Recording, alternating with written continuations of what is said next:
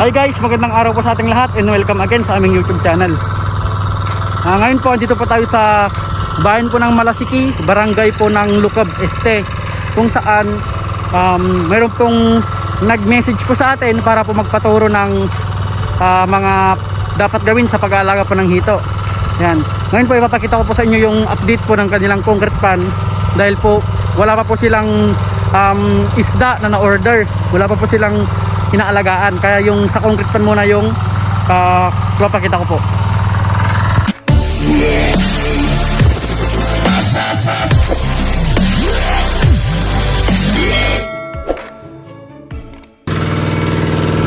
At ayun nga guys, punta po tayo dun sa kanilang concrete pan. Dito po yun, sa likod po ng bahay po nila. Ayan. Ang source of water po nila ay yung makina.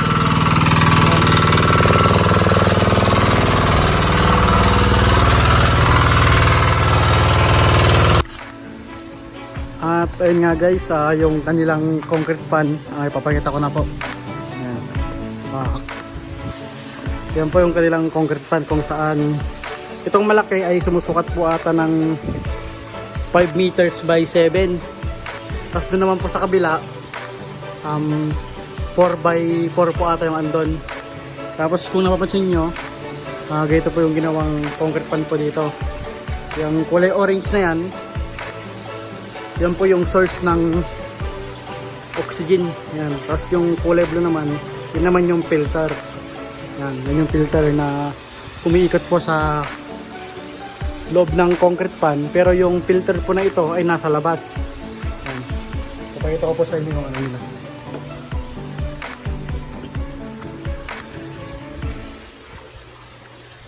Yan. So ito yung setup ng kanilang concrete pan, kung saan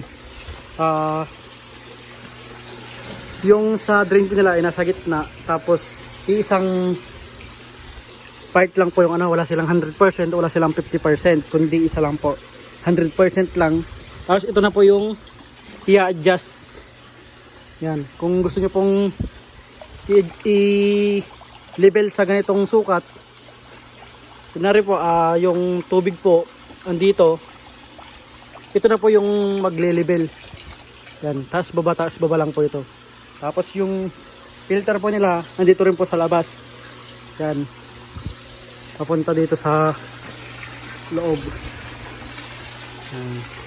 Dito yung setup dito sa barangay Lucab, Malasiki, Pangasinan po. Ang gagawin po dito ay titignan pa po kung may tagas, tapos yung sa treatment yung next naman na gagawin. Kasi update ko po kayo sa next na video na ito kung meron na po silang fingerlings. Ayan. Kaya sa mga gusto pong mag-umpisa din po ng paghihito, katulad po nila kuya, yan, mag-message lang po kayo sa Facebook ko, or mag-text or call kayo dito sa number ko na ito para po maturuan ko kayo at ma-guide ko kayo ng maayos. Yan. Sabi ko nga po sa inyo sa mga last video ko po, basta kaya po nating pupuntahan po natin yan.